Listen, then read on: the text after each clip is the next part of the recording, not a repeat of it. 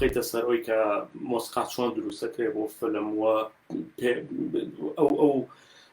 شوێنە گرنگانە چییە کابێت لەسەری وەسی ڕاستیە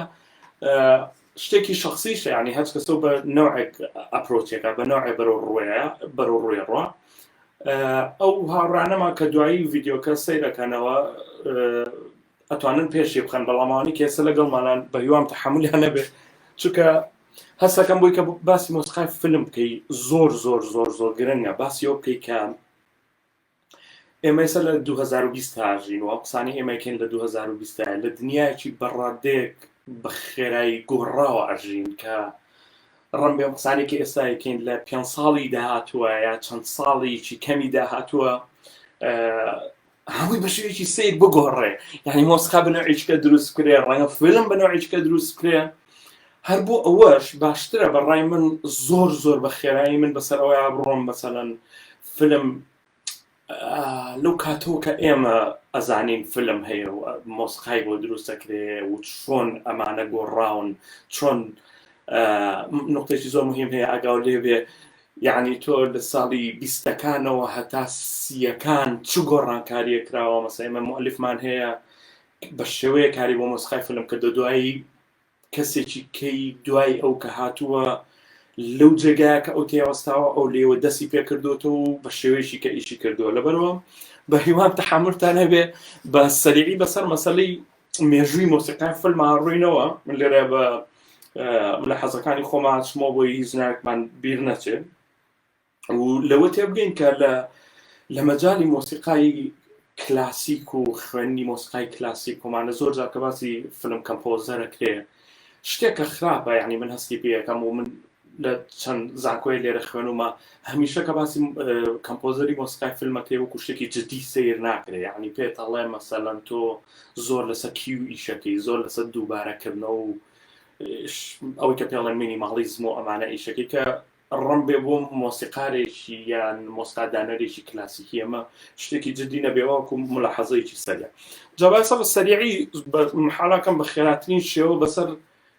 مێژووی مۆسیقای فیلما بڕۆین چۆن دەستی پێ کردووە چێ ئیشی کا کردووە چۆن پێشکەوتووە لە چاریکی وەستاوە لە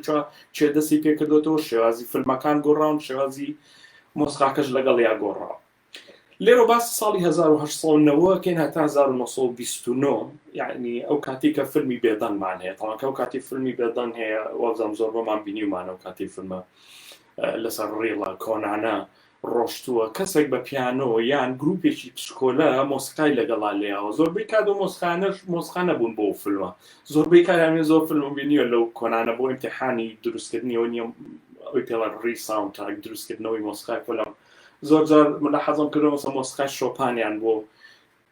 مەسەڵەن فیلمێکی کۆمیدی داناوە یان زۆربەی ئەو مۆسیقانی کە دانراون تەلیف نەبوون بۆ ئیشەکە بەڵکو زۆربەی تەسەڵەکەم بەشێکی هەرە زۆری مۆسیقای کلاسیکیان بۆ عەزف کردوون تەمان دوایەوەی کە لە ساڵی 1929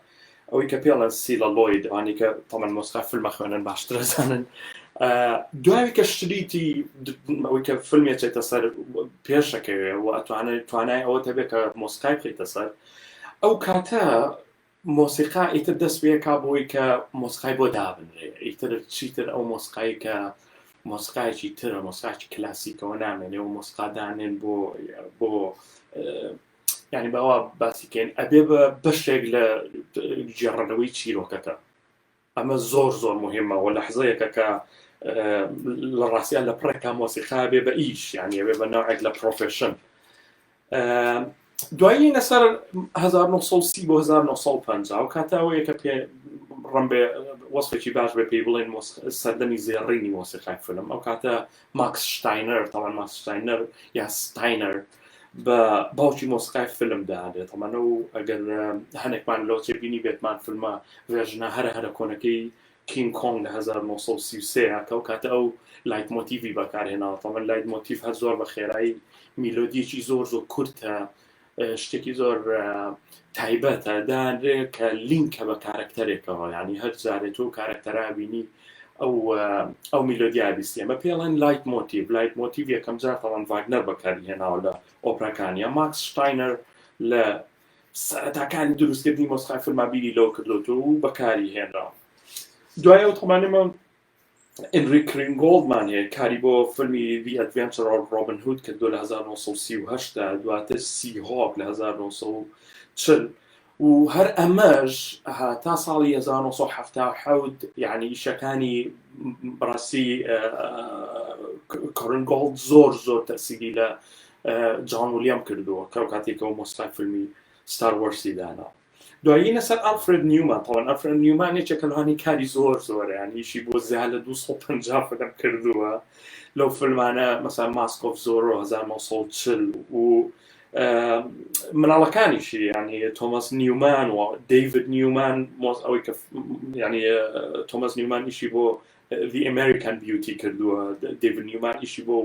کارتونی ئەنیمەیشنەکەی ئایس ئەیج کردووە و هەر ئەم بەڕاستی ئالفرێد نیومان مامی ڕاندی نیومانیشەکە یەکێکە لە مۆسیقای یعنی یەکێکە لە ئەوانەی کە مۆسیقای فیلم دانێت یعنی کەسێکی زۆر گرنگە ڕاندی نیومان ئەو فیلمی ئەنیمەیشنی تۆی ستۆری. تاوان ئەوشمان بیر نەچێ ئێمە لێرە لە کۆنتێکستی مۆسیقای فیلمی زیاتر لەم بەشەی دنیا لە ئەمریکا باسەکەین کە بەڕادەیەکی زۆر سەیر پێشکەوتووە بەڕاستی دوایی یێنە سەری. دواتر یێنە سەر بێرنارد هێرمان کە لەگەڵ کۆلابۆریشنێکی دوور و درێژی لەگەڵ هیچکۆک کردووە. تەمان حتا فیلمی سایکۆ یعنی فیلمی سایکۆ لە 1960 تا گرنگیەکی زۆری هەیە یعنی کە ئێمە هەمومان ئالفرێد هیچکۆکمان بیستووە و ترسای بە فیلمەکانی بەڵام هەستەکەم کەمتر مەسەڵەن بێرنارد هێرمانێ بیستووە کە ئەو تەسیرێکی زۆری هەبوو بۆی کەوەی تر تۆ لە فیلمەکانی هیچکۆک ترسی ئەمە لە بینی کەوانەیەکا زۆربەی فیلمەکانی ترس ناکەن تەمان. دواتری لەسەر یەکێ لەو دەرهێنا ئەنەی کە خۆم دڵگیریەکی زۆرم بۆی هەیە مارتین سکۆرسێزی کە هەر بێرنارد هێرمان ئیشی لەگەڵ کردووە لە تاکسی درایڤەر و لە کارەکان هەنێک کاری تریە و برایان دو پاڵم کە ئیشی بۆ سیستەرز کردووە ئێمە هێشتا لە سەرەتاکانی دروستکردیان. دوای ساڵی 1950 لێرەوە لێبوونەوەیەکی سەیر لە مۆسیقای فیلما دروست بوو لە دروستکردنی ساوندتراکە دروست بوو. ئەویش لە 1950 دەتوانین باسی فیلمی A Streetcar That Named Desire کە مۆسیقایەکی لە خۆی گرتە بوو. ئەو مۆسیقایە بە شێوەیە لە شێوەکان مۆسیقای سیمفۆنیکی و لەگەڵ مۆسیقای جاز تێکەڵیان کرد بوو کە شتێکی زۆر مهم بوو لەو کاتەیە. هەتا ئەو کاتەش هەستەکەی تەنانەت بە زۆربەی فیلمە بێدەنگەکانیشەوە